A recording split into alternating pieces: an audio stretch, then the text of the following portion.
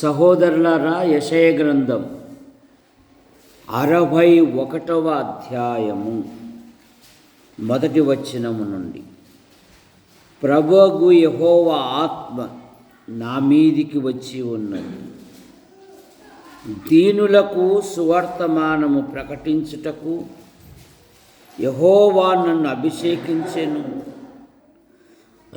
నలిగిన వారి హృదయములను దృఢపరచుటకును, చెరలో ఉన్న వారికి విడుదలను, బంధింపబడిన వారికి విముక్తి ప్రకటించుటకును, యెహోవా హితవత్సరమును మన దేవుని ప్రతిదండన దినమున ప్రకటించుటకును, దుఃఖాక్రాంతులందరినీ ఓదార్చుటకును, సియోనులో దుఃఖించు వారికి ఉల్లాస వస్త్రములు ధరింపచేయుటకును, బూడిదకు ప్రతిగా పూదండను, దుఃఖమునకు ప్రతిగా ఆనంద తైలమును, భారభరితమైన ఆత్మకు ప్రతిగా స్తుతి వస్త్రమును వారికిచ్చుటకు ఆయన నన్ను పంపి ఉన్నాడు.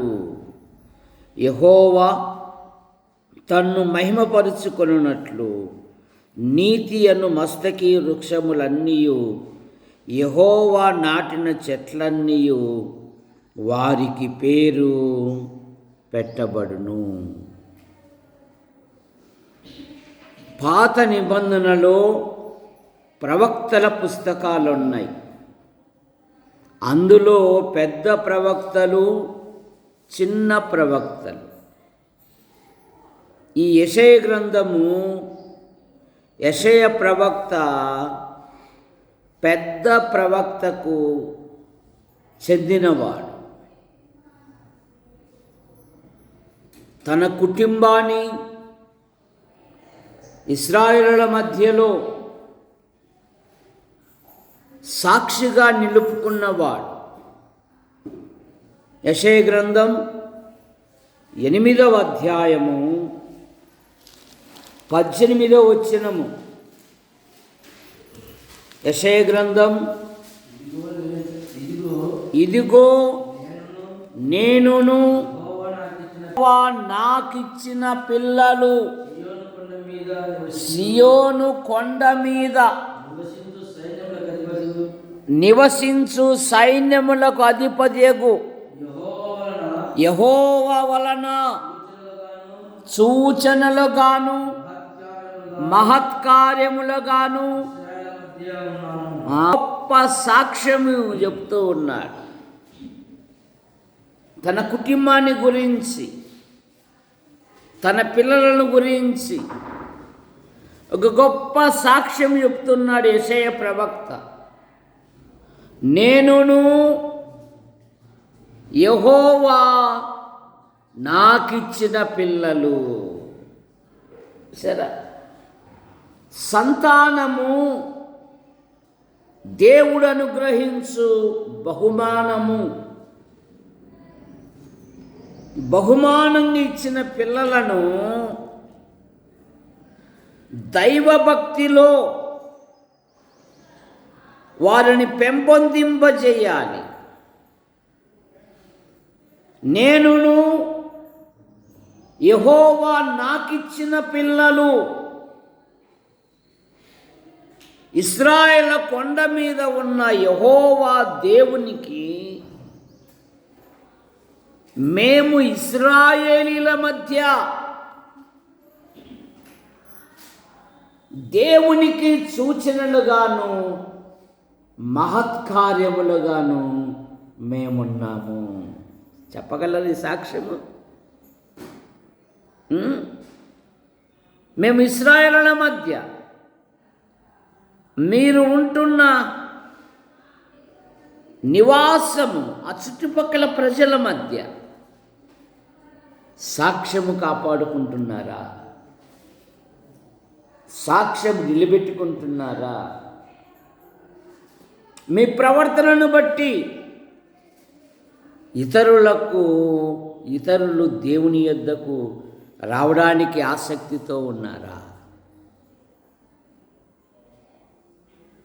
ఒట్టి మాటలు కట్టి పెట్టబోయి అన్నాడు భక్తుడు, కవిగారు. దేవుని కొరకు గట్టి మేలులు చేపట్టబోయి అన్నాడు. ప్రభు కొరకు. గలతీ పత్రికలో అదే కదా, ఎవడైనను ఒట్టివాడై ఉండి తాను ఎన్నికైన వాడనని తలంచుకొనిన ఎడలా వాడు నష్టపోతాడంట. గలతీ పత్రిక 6వ అధ్యాయం. తను తాను మోసం చేసుకుంటున్నాడంట. ఎవడైనను, ఎవడంటే వీడు ఒట్టివాడు. కెనన్య అయితే గట్టివాడు. కెనన్య ఎవరంట? గట్టివాడు. కానీ వీడు ఒట్టివాడై ఉండి ప్రభు కొరకు ఏ కార్యములు చేయడు. ప్రభు పట్ల ప్రభు భయము కలిగి కొందరికైనా ప్రభుని గురించి ప్రకటించడు, కానీ ఒట్టి మాటలతో కాలం గడుపుతూ ఉంటాడు. ఉత్తుత్త మాటలు ఏం లాభం? ఎందుకు పనికిరావు? సామెతల గ్రంథంలో అదే ఉంది కదా. ఒట్టి మాటలు లేమికి కారణాలంట. ఏం లాభం? యెషయా ప్రవక్త, యెహోవా నాకిచ్చిన పిల్లలు, మేము దేవునికి మహత్కార్యములుగాను సూచనలుగాను ఇశ్రాయేలుల మధ్య మేమున్నాము. 6వ అధ్యాయములో మా నిమిత్తము ఎవడు పోగలడు అని దేవుడు ప్రశ్నించినప్పుడు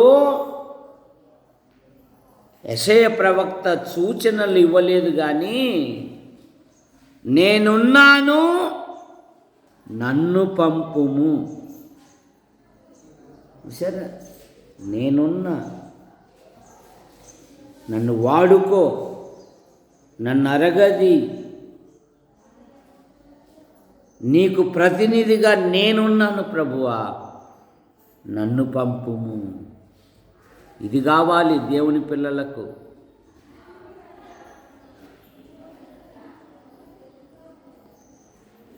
యెహోషువ తీర్మానం కూడా అదే కదా. నేనును నా ఇంటి వారును యెహోవాను సేవించెదము. కనుక మాటలు పక్కన పడేసేయండి. ప్రభు కొరకు నీకిచ్చిన సమయం, నీకిచ్చిన సంపద, నీకిచ్చిన వరములను ఖర్చు పెట్టు. దేవుడు ఆశ్చర్యకరంగా నీ కుటుంబాన్ని వృద్ధిలోకి తీసుకొస్తాడు. ప్రభు దగ్గర ప్రశంసలు దొరుకుతాయి, మనుషుల దగ్గర కాదు. ఇది స్వార్థపూరితమైన లోకం. ఇది నువ్వు బాగా చేస్తే నిన్ను పొగుడుతారు. అదే నువ్వు వాళ్ళకి ఇష్టం కాలేదనుకో, నీ ఎదురుగానే దూషిస్తాను. కనుక లోకం వైపు మనసు పెట్టాకు, ప్రభు వైపు మనసు పెట్టు. ఏ నోటితో నిన్ను మంచోడు అన్నారో అదే నోటితోనే వాడు చెడ్డోడు అంటుంది ఈ లోకం. కనుక పొగడ్తలకు నువ్వు ఒకటే అసలు ఉబ్బిబ్బు తబ్బిబ్బులు కావాల్సిన పని లేదు. వాడు అవసరం కొరకు నిన్ను పొగుడుతున్నాడేమో, అది ఆలోచించుకో. జాగ్రత్త నీ ఆధ్యాత్మిక జీవితంలో. ఆయన నన్ను పంపి ఉన్నాడు. దేనికి పంపినాడు నన్ను? దుఃఖమునకు ప్రతిగా ఆనంద తైలమిచ్చుటకు, భారభరితమైన ఆత్మకు స్తుతి వస్త్రమును ఇచ్చుటకు, దుఃఖించు వారికి ఉల్లాస వస్త్రమును ధరింపచేయుటకును ఆయన నన్ను పంపి ఉన్నాడు. యేసు ప్రభు వచ్చిన ఉద్దేశం ఏంటంటే తన ప్రజలకు నెమ్మది ఇవ్వడానికి వచ్చాడు ఆయన.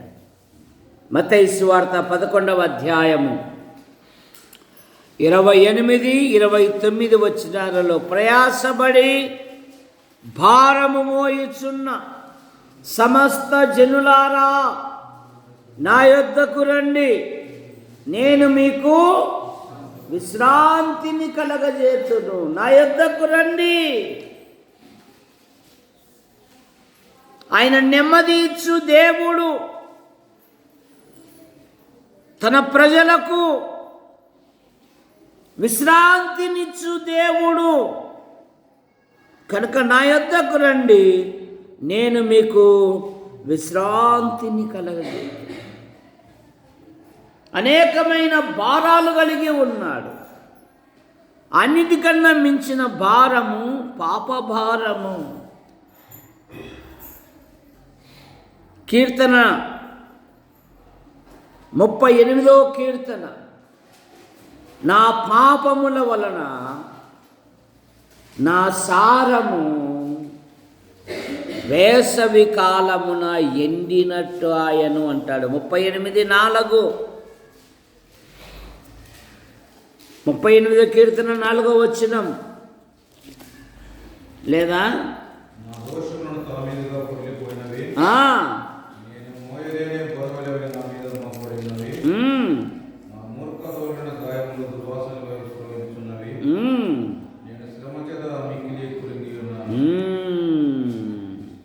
ముప్పై 32:4 కూడా, దివారాత్రులు నీ చెయ్యి నా మీద బరువుగా ఉండెను, నా సారము వేసవి కాలమున వెండినట్టాయను. పాపముల వలన, దోషముల వలన అపరాధముల వలన మోయలేని బరువుతో నేనున్నాను. అందుకే యెషయా గ్రంథం 45వ అధ్యాయంలో నేనే నా చిత్తానుసారముగా నీ పాపములను తుడిచివేసి ఉన్నాను. ఆయన సంతోషమిచ్చే దేవుడు, నెమ్మది ఇచ్చే దేవుడు.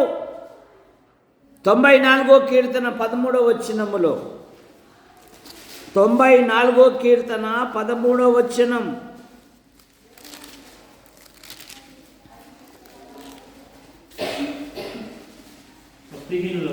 భక్తిహీనులకు గుంట త్రవ్వబడును, నీతిమంతుల కష్టదినములు పోగొట్టి వారికి నెమ్మది కలగజేదు. నీతిమంతుల కష్టదినములు పోగొట్టి. చూసారా, నిర్గమాకాండంలో ఏమంటాడు? ఐగుప్తులో ఉన్న నా ప్రజల బాధను నేను నిశ్చయముగా చూచితిని, పనులలో వారిని కష్టపెట్టిన స్థితిని నేను చూశాను అంటాడు దేవుడు. నీతిమంతులకు వారు కలుగు కష్టదినములను పోగొట్టి నెమ్మది ఇచ్చే దేవుడు మన ప్రభు అయిన యేసుక్రీస్తు. అందుకే 90 కీర్తనలు ఏమంటాడంటే, ఎన్ని దినములు మేము బాధ అనుభవించితేమో అన్ని దినములు మమ్మల్ని సంతోషపెట్టు అంటాడు 90 కీర్తనలో. చూడండి, 90 కీర్తనలో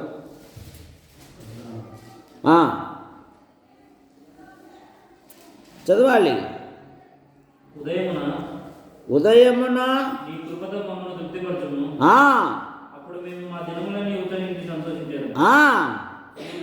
మేము కీడు అనుభవించిన ఏండ్ల కొలది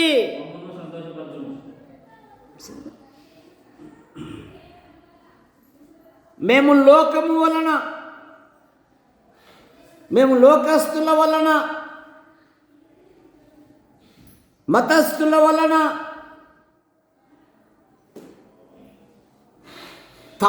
ఎగతాళి చేయి వారి వలన మేము ఎంతో కీడు అనుభవించాం. యోసేపు అదే కదా, మీరు నాకు కీడు చేయ ఉద్దేశించిరి,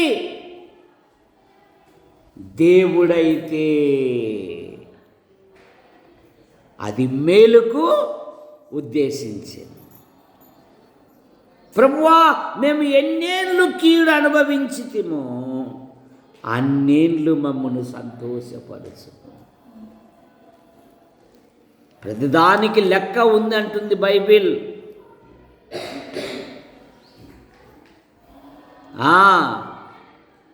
ప్రతిదానికి లెక్క ఉంది. నీ ఆధ్యాత్మిక జీవితంలో ఆయన నెమ్మది ఇచ్చే దేవుడు. 2 సమూయేలు గ్రంథం 7వ అధ్యాయము 1వ వచనము,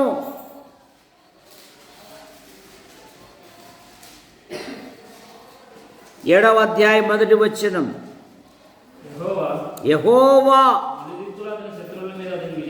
నలుదిక్కుల అతని శత్రువుల మీద అతనికి విజయమిచ్చి.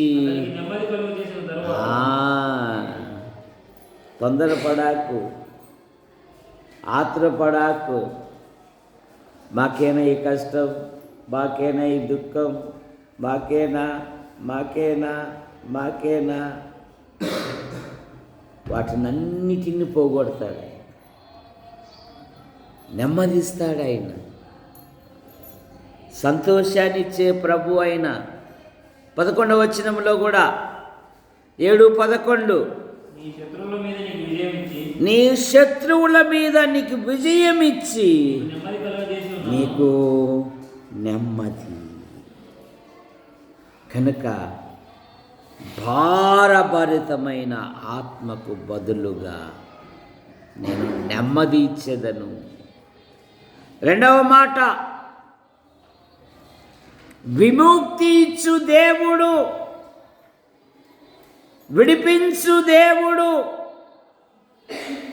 ఎందుకంటే మానవుడు పాపముల చేత, దోషముల చేత, అపరాధముల చేత దేవుని కోపానికి, దేవుని శాపానికి, దేవుని ఉగ్రతకు గురి అయి ఉన్నాడు.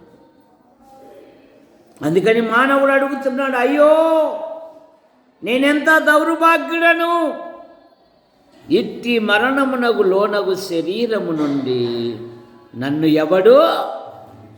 రోమాపత్రిక 8వ అధ్యాయం 1వ వచనములో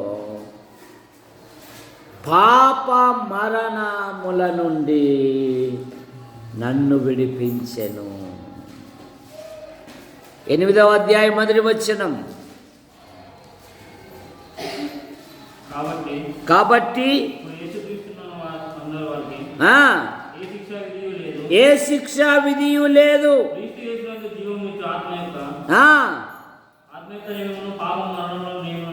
పాప మరణ నియమముల నుండి విముక్తి కలగజేసిన దేవుడు, విడిపించిన దేవుడు, సాతాను అధికారము నుండి, లోక ఇచ్ఛల నుండి, యవ్వన ఇచ్ఛల నుండి, పాప ఇచ్ఛల నుండి,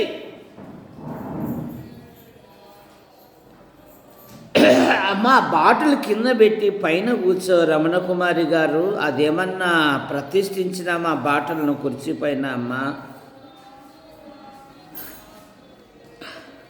ఆయన విడిపించాను.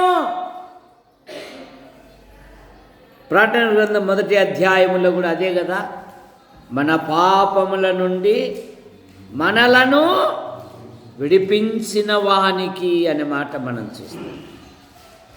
ఆయన విముక్తి కలగజేశాడు, ఆయన విడుదల కలగజేశాడు, నిన్ను స్వతంత్రునిగా చేశాడు ఆయన.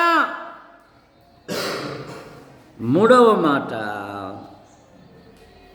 ఆయన నీకు ఆనందం ఇచ్చాడు. యోహాను సువార్త 15వ అధ్యాయం 15వ అధ్యాయం 10-11 వచనాలు.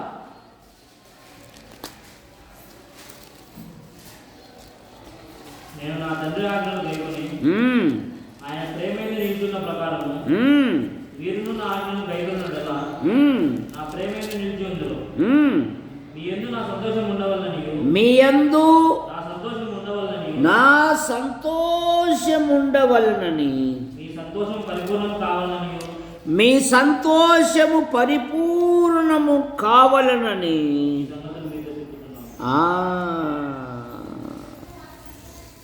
నా సంతోషము మీ యందు పరిపూర్ణము కావలెను. తన ప్రజలకు ఆయన సంతోషమిచ్చు దేవుడు. ఇర్మీయా గ్రంథం 32వ అధ్యాయము 41వ వచనం. యెహోవా ఇలాగూ సెలవిచ్చుచున్నాడు, ఈ ప్రజల మీదికి ఇంత గొప్ప కీడు రప్పించిన రీతినే నేను వారిని గూర్చి చెప్పిన మేలంతటిని వారి మీదికి రప్పింపబోచున్నాను. వారికి మేలు కలగజేయు దేవుడు, సంతోషమిచ్చు దేవుడు, ఆయన నీయందు ప్రహర్షించును. అందుకే ఆయన ఈ లోకంలో ఉన్నప్పుడే అన్నాడు, లోకములో మీకు శ్రమ కలుగును, ఆయనను ధైర్యము తెచ్చుకొనుడి, నేను లోకమును జయించిన రక్షకుడు. ఆయన విడుదల కలగజేశాడు. ఎఫెసు పత్రిక 1వ అధ్యాయము 5-7 వచనాలలో ఆయన తన ప్రజలకు అద్భుతమైన విడుదల ఇచ్చాడు, పాప క్షమాపణ ఇచ్చాడు. అందుకని ఇశ్రాయేలు, యెహోవా మీద ఆశ పెట్టుకొనుము, ఆయన యొద్ద కృప దొరుకును. ఇశ్రాయేలు, యెహోవా మీద ఆశ పెట్టుకొనుము, జనులు నీ యందు భయభక్తులు నిలుపునట్లు నీ యొద్ద క్షమాపణ దొరుకును. ప్రభు దగ్గర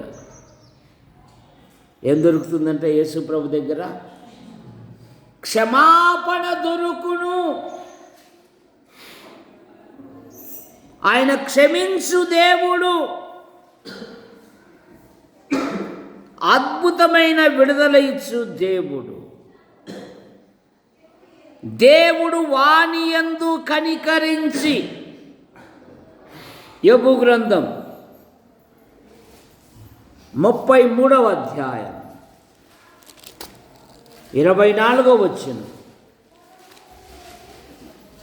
33:24.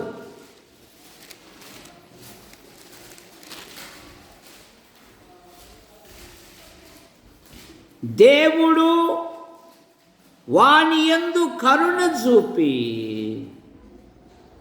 పాతాళములోనికి దిగ వెళ్ళకుండా వానిని విడిపించును. ప్రాయశ్చిత్తం నాకు దొరికెనని సెలవిచ్చెను. సరే, దేవుడు వాని యందు కనికరపడి. బైబిల్లో నూతన నిబంధనలో యేసు ప్రభు పలు విధాలుగా ఆయన కనికరపడినట్టుగా మనం చూస్తాం. రోగుల విషయములో, ప్రజల విషయములో, బలహీనతల విషయములో కనికరించి. దావీదు కూడా శత్రువైన సౌలును కనికరించి, సరే, నీకు దేవుని కనికరము దొరికినప్పుడు దాన్ని వృధా చేసుకోకూడదు. దానికి తగినట్టుగా నువ్వు నడుచుకోవాలి. ఇతరులు వేలు పెట్టి నీ బలహీనతలు చూపేంతగా నువ్వు జీవించకూడదు. సరే,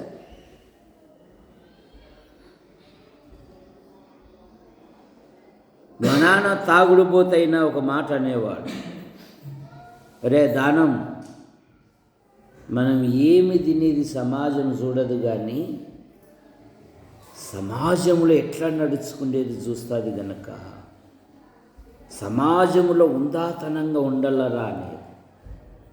పాల్, నువ్వు ఎప్పుడైనా అన్నములో ఉప్పురాళ్ళు కలుపుకొని, నీళ్లు కలుపుకొని ఉల్లిగడ్డ తిన్నావా? ఎప్పుడైనా? కానీ చిన్నప్పుడు మా స్థితి అదే. చిన్నప్పుడు ఆకలి అయితే కూరగాయలు కూడా ఉండేటిగా. ఒరే, అన్నములు ఉప్పు కలుపుకొని ఉల్లిగడ్డ తిని సమాజంలో గౌరవంగా నడుచుకోలేరా అనేవాడు మా నాన్న. సరే, ఎక్కడే కానీ నింద తీసుకురాకూడదు. నన్ను కనికరించి దేవుడు నన్ను ఇంట్లోకి చేర్చాడు. ఇప్పుడు నా బాధ్యతగా నా కుటుంబం కొరకు నేను ఏదో ఒకటి చేయాలి. వృధాగా ఉండకూడదు. నేను యవన పిల్లలకు అదే చెప్తా ఉంటా కదా. ఏమని చెప్తుంటారా యవన పిల్లలకు? నువ్వు లేరా, నువ్వు లేచి నిలబడు. ఏమని చెప్తాంట? చెప్పు. నాకు మతికే లేదు అంటున్నాడు మా వాడు. రోజుకు 3 సార్లు నేను భోజనం చేస్తాను కనుక కనీసం 100 రూపాయలు సంపాదించాలి. అందులో 90 రూపాయలు ఇంటికి ఇవ్వాలి, 10 రూపాయలు దేవునికి ఇవ్వాలి. ఇది ఈరోజు మాట, పాత మాట. చెప్పు దొరసామి. దొరసాం నిద్రపోతున్నాడు ఆయన చల్లగా. ఇది ఈరోజు మాట, పాత మాట. నేను చెప్పే మాట ఈరోజుదే, పాతదే? పాతదేనా? నన్ను కనికరించారు. దేవుడు నాయందు కనికరపడి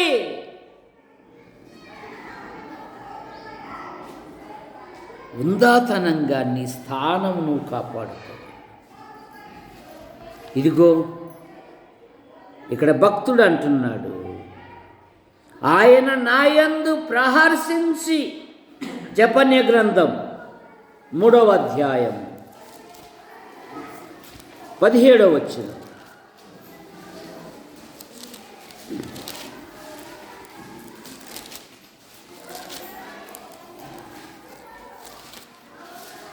జపన్య గ్రంథం 3వ అధ్యాయము 17వ వచనం, పేజీ నంబర్ 774. నీ దేవుడైన యెహోవా నీ మధ్య ఉన్నాడు, ఆయన శక్తిమంతుడు, ఆయన మిమ్మును రక్షించును, ఆయన బహు ఆనందముతో మీ యందు సంతోషించును, మీ యందు తనకున్న ప్రేమను బట్టి శాంతము వహించి నీ అందలి సంతోషముతో. చూసారా, ఆయన నీ అందలి సంతోషముతో. తప్పిపోయిన కుమారుడు తండ్రి ఇంటికి వచ్చినప్పుడు తండ్రి ఎలాగూ చేర్చుకున్నాడు? పాల్ ఎలాగూ చేర్చుకున్నాడు తెలుసా? తప్పిపోయిన కుమారుని కథ ఎలాగూ చేర్చుకున్నాడు?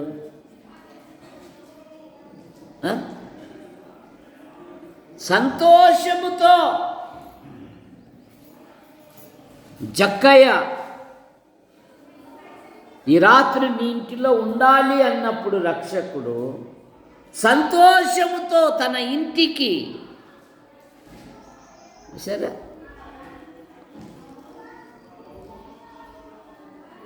ఒక చాయిస్ దేవుడు నీకు ఇచ్చినప్పుడు దానిని కాపాడుకోవాలి, పోగొట్టుకోకూడదు. ఎప్పుడైతే దేవుని ఇంటికి వచ్చావో నూతన వస్త్రం, నూతన ఉంగరం, నూతన చెప్పులు వీనికి ధరింపజేయుడే. నీ అందలి సంతోషముతో ఆయన ప్రహర్షించును, ఆయన సంతోషించును. 5వ మాట 5వ కీర్తన 11వ వచనములో నిన్ను ఆశ్రయించు వారందరూ సంతోషించెదరు.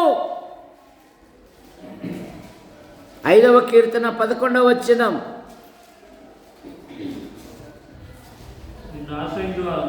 నిన్ను ఆశ్రయించు వారందరూ సంతోషించెదరు, నీవే వారిని కాపాడుదువు, వారు నిత్యము ఆనందధ్వని, సంతోషధ్వని, వారి తలల మీద నిత్యానందము ఉంటుందంట.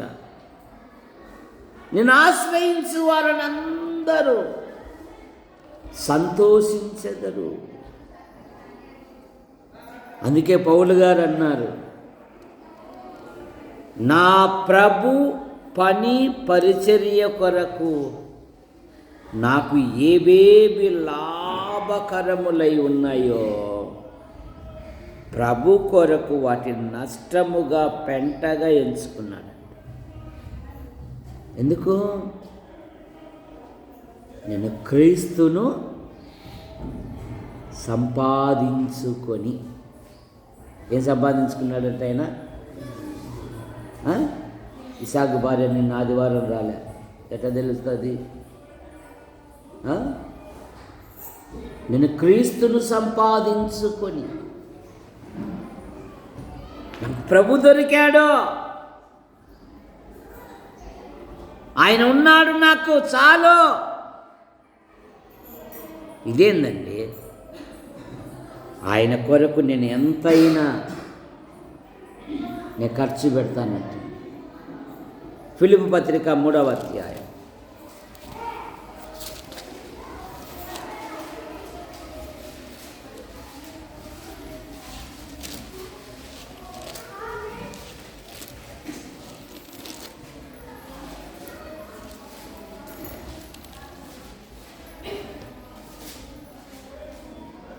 10వ వచనము నుండి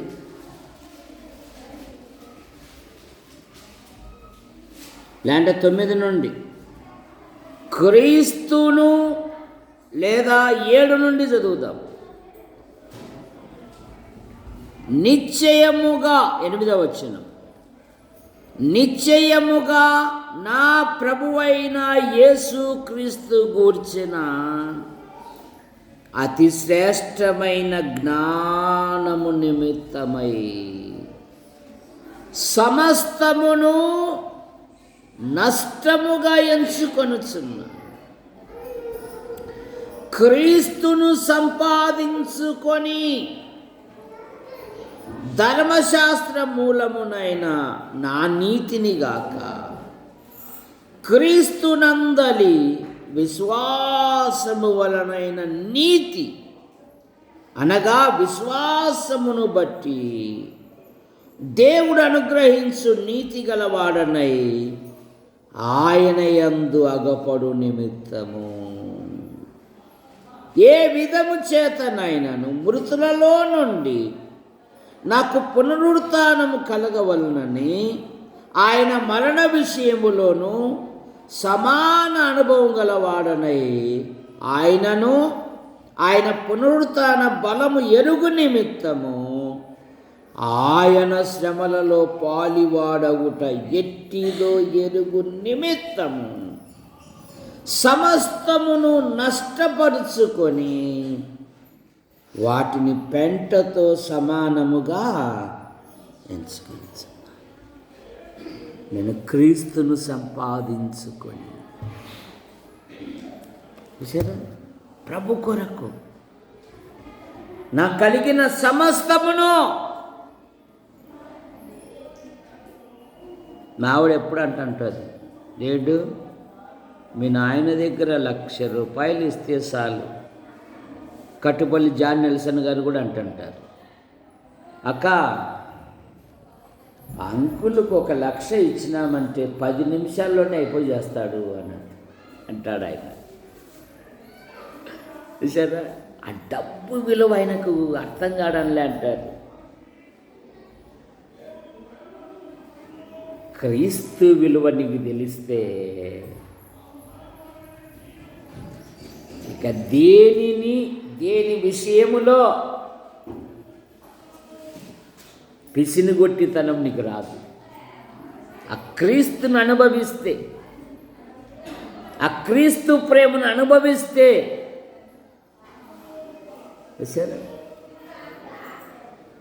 మదర్ తెరీసా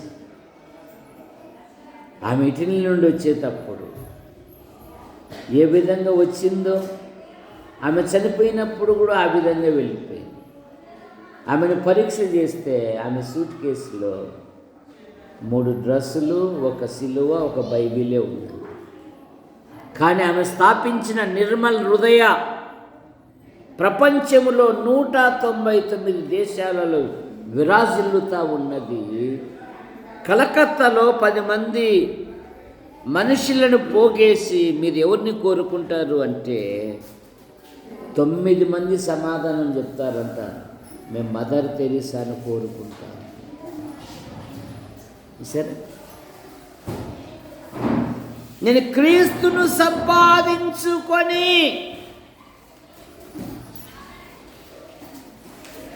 ఆయన కొరకు, ఆయన యందు రుచించిన వాడు ఏదో రూపకంగా, ఏదో విధముగా నాకు పరలోకములో రెండింతలు సమకూర్చబడుతుంది. అన్ని కాలాలు ఒకేలాగానే ఉండవు. అందుకని ఇదే రక్షణ దినం, ఇదే అనుకూల సమయం అంటుంది బైబిల్. నీ ఒంటిలో ఆరోగ్యం ఉన్నప్పుడే, నీ జేబులో కాసులు ఉన్నప్పుడే, నీ ఇంటిలో సమస్తమును ఉన్నప్పుడే దేవునికి ఖర్చు పెట్టు. కొందరి జీవితాలలో ఎంత జీతాలు పెరిగినా కూడా ఒక్క పైసా దేవుని సన్నిధికి రాదు. సరే, ఒక్క పైసా కూడా రాదు దేవుని మందిరానికి. నేను దేవునికి ఇవ్వాలనే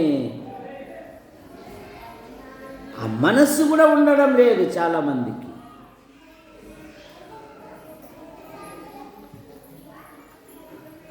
అంటే మనిషి ముఖ్యం మాకు, డబ్బు కాదు. అందుకే ఈరోజు వరకు ఎవరినే కానీ ముక్కు బిండి వసూలు చేసి మీ ఇళ్ళ కాటికి వచ్చి మీరేమైనా ఇచ్చారా అనే పదం ఎప్పుడూ లేదు. నువ్వు ఇచ్చేది మనిషికి కాదు, దేవునికి. అది గుర్తుపెట్టుకుంటే ఖచ్చితంగా నువ్వు ఇస్తావు. ఒకరు చెప్పాల్సిన పనిలే, నేను ప్రభువునకు ఇవ్వాలి. చెప్తూ ఉంటా కదా, ఒక ఆయన మమ్మల్ని ప్రేమించి, ఒరే నీకు ఇచ్చేది కొంచెమే, మేము నీకు చాలా ఇవ్వాలిరా అంటాడు ఆయన. ప్రభు కొరకు పరలోక రాజ్యములో నాకు ఉండాలి అంటే నువ్వు ఇస్తావు. నీ ఆధ్యాత్మిక జీవితంలో యోహాను సువార్త 6వ అధ్యాయము 47వ వచనం. యోహాను సువార్త అధ్యాయము 47వ వచనం. విశ్వసించువాడే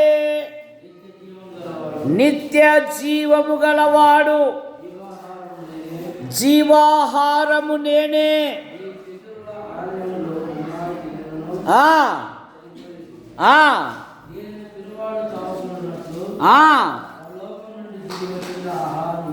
అదే పరలోకము నుండి దిగి వచ్చిన ఆహారం,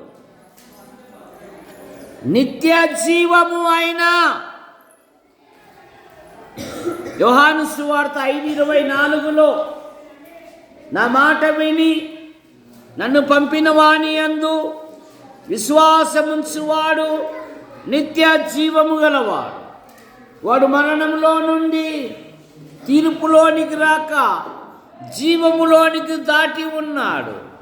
కుమారుని యందు విశ్వసించువాడే నిత్య జీవము గలవాడు. ఆయన నిత్య జీవం ఇచ్చాడు. ఈ ఆధ్యాత్మిక జీవితంలో మొదటి యోహాను పత్రిక 2:25లో నిత్య జీవము అనుగ్రహింతు అనునదియే ఆయనే తానే మనకు చేసిన వాగ్దానము.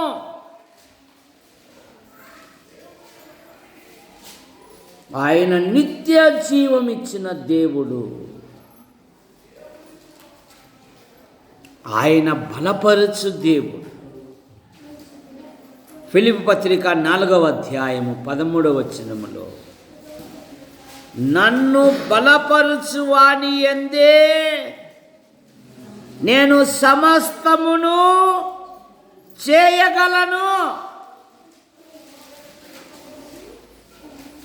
నా అంతటా నేను చేయలేను అంటున్నాడు భక్తుడు.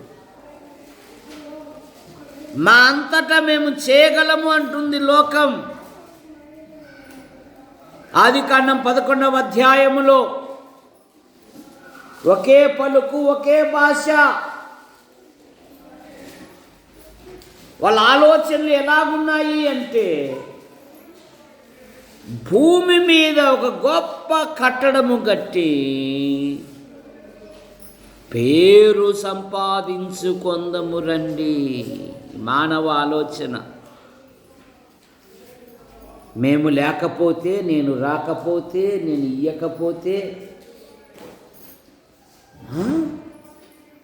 మీరు బతకగలరా? ఇది గర్విష్ఠులేక ఆలోచన.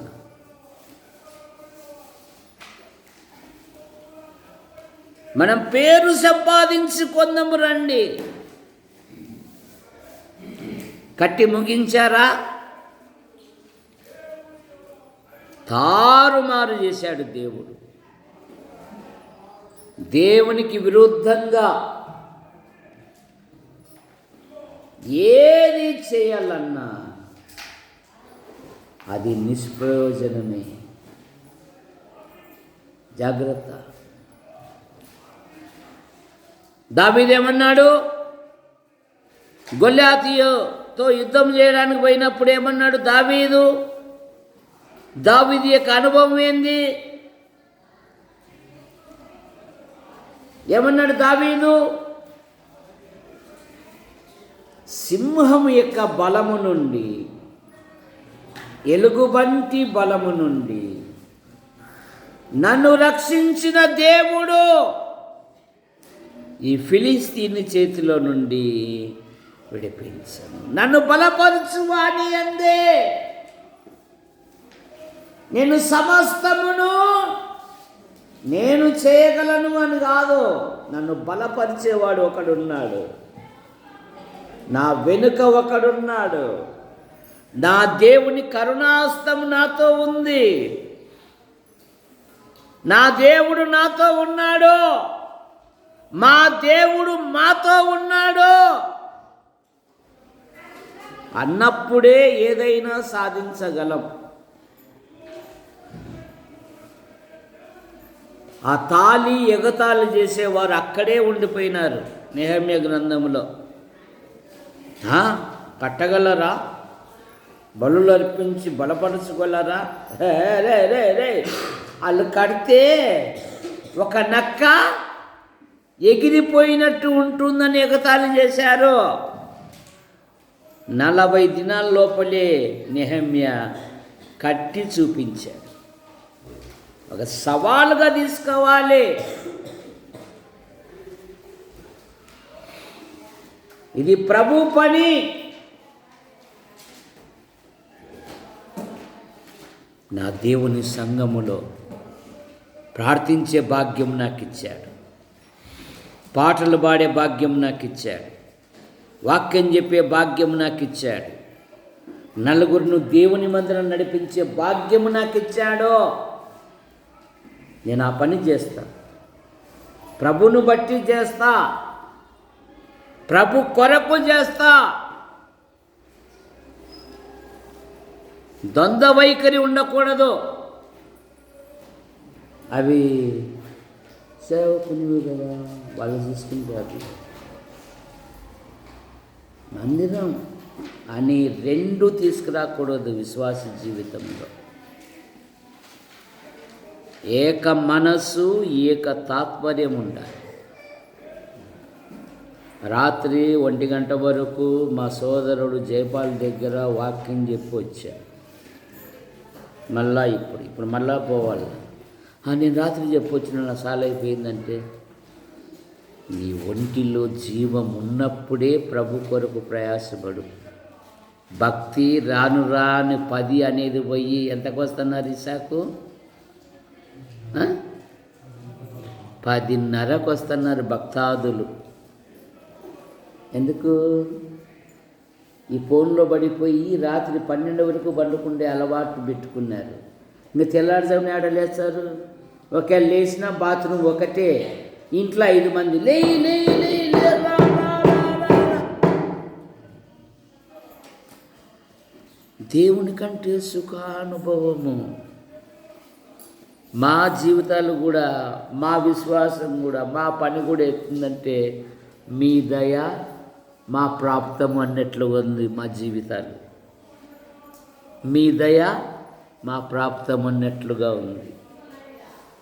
10 అంటే 9:55 రావాలని సంఘ ప్రారంభ దినాలలో అనేవాళ్ళమా కాదా? దారా మరియమ్మ అనేవాళ్ళమా కాదా?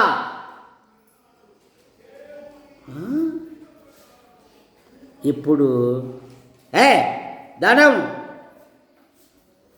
మా దయ మీ ప్రాప్తం అన్నట్టుగా అన్నారు. ఎవరి కోసము? ప్రభు భయం అనేది నీ హృదయంలో ఉంటే నువ్వు పరిగెత్తుకుంటూ వస్తావు. చూసారా? ఒకరు చెప్పాల్సిన పనిలే, అది నీ హృదయంలో ఉండాల. నువ్వు ప్రభును ప్రేమిస్తున్నావు అనే దానికి నీ ప్రవర్తన విధానమే. అగస్టిన్ అనే దైవజనుడు ఏమన్నాడంటే, ఈరోజు మన సువార్తకు పోదాం రండి అన్నాడు. ఆ వీధులన్నీ తిరిగారు, ఎక్కడే కానీ ఒక పాట కానీ ఒక ప్రసంగం కానీ చెప్పలేదు. ఇంకా తొందరగారులు ఊరుకుంటారా? తొందరగారులు ఉంటారు కొందరు. కాదయ్యా సువార్త అంటివి, ఒక్కసాట పాట పాడలేదు, ఒక్కసాట ప్రసంగం చెప్పలేదు, ఇదేమి సువార్త అంటే ఆ దైవజనుడు ఏమన్నాడంటే, మన నడకే ఒక సువార్త అన్నాడు. ఏమన్నాడు ఆయన? మన నడకే. నువ్వు వస్తున్నావంటే వాడు ఫోన్ అన్న చూసుకోవాలా, చేతి గడియారం అన్న చూసుకోవాలా. అబ్బా అవునే 10 అవుతుంది, అందుకే వాళ్ళు పోతున్నారు సార్. సరే, చక్కగా రాజ టీవీలాగా కుర్చీలు వేసినాం. నేను బుధవారం రాను, రాను, శనివారం కూడా రాను నేను, ఎందుకంటే కుక్కలు ఖర్చు అయినా.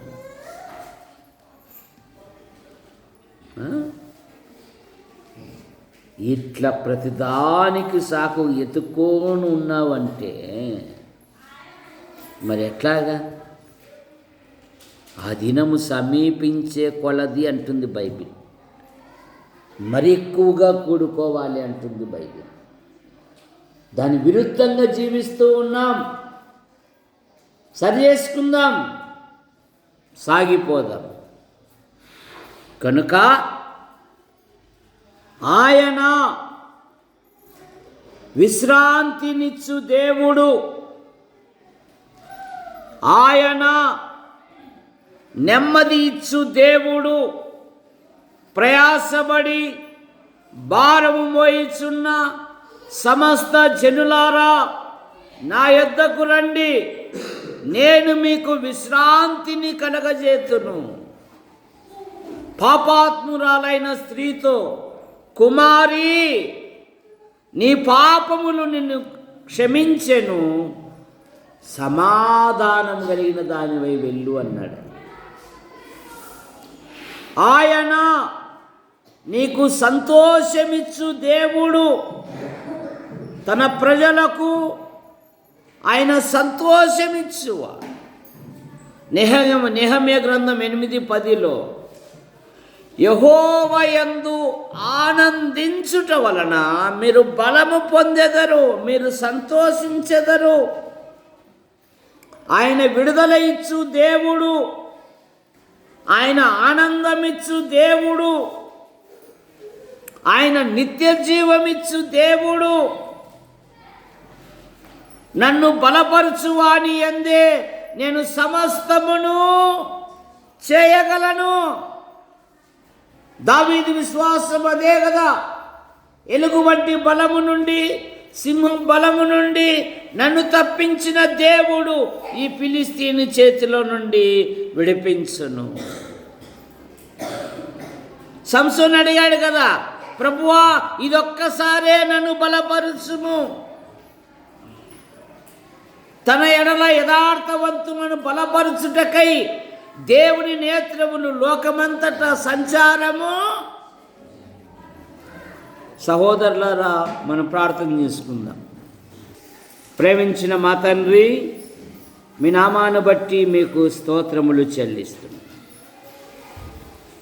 రాకడ దినాలు, అంత్య దినాలు, అపాయకరమైన దినాలలో నిన్నటి దినమున సహోదరుడు సాగిబండ బిషప్ రమణ కుమారి కుమార్తెల కుమారుని బట్టి మీకు స్తోత్రములు.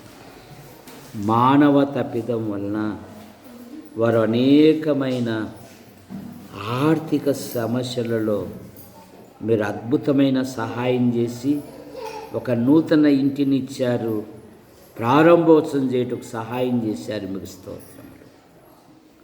నీతిమంతుల గృహము వర్ధిల్లును అనే మాటను బట్టి మీకు స్తోత్రం. నీకు అపాయం ఏమీ రాదు, ఏ తెగులును సమీపించదు అన్నారు. యెహోవాయందు భయభక్తులు గల వారి చుట్టూ ఆయన దూత కావలి ఉండి వారిని రక్షించును అనే మాటను బట్టి మీకు స్తోత్రములు. ఆ ఇంటి చుట్టూ మీ కృపాక్షేమాలు ఉంచండి. యోబు ఇంటికి ఎలాగూ కంచె వేశారో యేసు ప్రభువా, ఆ ఇంటి చుట్టూ కూడా మీ కృపాక్షేమాలుంచి కాపాడండి. నీకు అపాయం ఏమీ రాదు, నీ గుడారమున సమీపించదు అన్నారు. దీవించండి. ఈ వారములో జరగబోయే కార్యక్రమాలను దీవించండి. నైనా సంఘములో, ప్రభుత్వ శాఖల్లో కొందరు, ప్రైవేటు సంస్థల్లో కొందరు, మరికొందరు విభిన్న రీతిగా ప్రయాసపడుతూ ఉన్నారు. పాల్ CA పరీక్షలు రాశాడు, కొన్ని దినాలు సంతోషించాడు. ఈ దినమున, ఈ వారములో తిరిగి గుంటూరు వెళ్తుండగా మీ కృపను దయచేయండి. ఉన్నతమైన చదువులు చదివి వివాహాల కొరకు, ఉద్యోగాల కొరకు ఎదురు చూస్తున్న బిడ్డలను దీవించండి. నైనా వారి యొక్క వివాహ విషయాలలో, ఉద్యోగ విషయాలలో అద్భుతమైన సహాయం దయచేయండి. సండే స్కూల్ బృందాన్ని దీవించండి. రత్నకుమార్ మరి ఇంటిపైన మరో ఇల్లు నిర్మిస్తున్నారు, అందుకు కావలసిన సమస్తమును సమకూర్చండి. అలాగే BC ఇస్సాక్ వారు కూడా ఇంటి పని చేపట్టారు, దీవించమని అడుగుతారు. నందిపాడు ఆలస్యమ్మకుంటున్న ప్రతి బలహీనత, పుట్లూరు శాంతమ్మకుంటున్న ప్రతి బలహీనత, అలాగే దేవదాస్ తల్లిని, రాజయ్య పెద్దమ్మను, ఇస్సాకు జేజి కొరకే మేము ప్రార్థిస్తున్నాం. కొంత బలహీనతలతో ఉండగా కనికరించి ఆరోగ్యం ఇచ్చారు. మీకు స్తోత్రం. యేసు ప్రభువా, మీకు వందనాలు చెల్లిస్తున్నాం. మరి బుధవారం బైబిల్ స్టడీని దీవించండి. శనివారం విజ్ఞాపన కూడుకను దీవించండి. ఆదివారం ఆరాధనను దీవించండి. సంఘము దినదినము క్షేమాభివృద్ధి చెందుటకు మీ కృపను దయచేయండి. పురుషుల బాత్రూమ్ విషయంలో, ఎదురుగా ఉన్న స్థల విషయంలో, పైన రేకుల షెడ్డును బట్టి మీకు స్తోత్రములు. మరి గోడలు, అలాగే బాత్రూములు కట్టాలని ఆశ కలిగి ప్రార్థిస్తున్నాం. మీరే ప్రతి అక్కర తీర్చమని అడుగుతున్నాం. యేసు ప్రభువా, సంఘములో నూతన ఆత్మలు చేర్చబడినట్లుగా మీ కృపను దయచేయండి. ఈ నూతన మాసములో నూతన స్థలాలు, ప్రదేశాలు, ప్రాంతాలలో మీ కుమారుని ప్రకటించినట్లుగా మీ కృపను దయచేయండి. అయ్యా, యూట్యూబ్ ద్వారా వీక్షిస్తున్న ప్రతి వారిని దీవించండి. కట్టుపల్లి యోహాన్ అంకుల్, రాజాబాయి అంటే మీ పిలుపు తీసుకున్నారు. వారి కుమారులు, వారి భార్యలు, వారి సంతానం, వారి కుమార్తెలు, వారి భర్తలు, వారి సంతానం దీవించండి. కట్టుపల్లి జాన్ నెల్సన్ గారు, ఆయన భార్య, పిల్లలు ఉద్యోగ అన్వేషణలో అద్భుతమైన సహాయం. కట్టుపల్లి పాల్ గారు, ఆయన భార్య, పిల్లలు, ఆసుపత్రి స్టాఫ్ను మీరు దీవించండి. నైనా ఆంధ్రప్రదేశ్లో ఉంటున్న స్థానిక సంఘాలను బలపరచండి, పెద్దలను దీవించండి. యూట్యూబ్ ద్వారా వీక్షిస్తున్న ప్రతి వారిని దీవించండి. మా కొరకు ప్రార్థిస్తూ, మా అవసరాలు తీరుస్తూ, సమయాలలో మాకు సహాయపడుతున్న ప్రతి వారిని కూడా దీవించమని. ఇదిగో గంధం జయపాల్ గారు మీ వద్దకు చేర్చబడ్డారు. ఆయన భార్య, వారి కుటుంబ సభ్యులకు ఆదరణ దయచేయండి. అయ్యా, మీకు వందనాలు చెల్లిస్తున్నాము. సమస్త విషయాలలో మహిమ పొందమని యేసు ప్రభు నామములో ప్రార్థిస్తూ బయలుదేరుతున్నాం తండ్రి. ఆమేన్. అందరికీ వందనాలండి.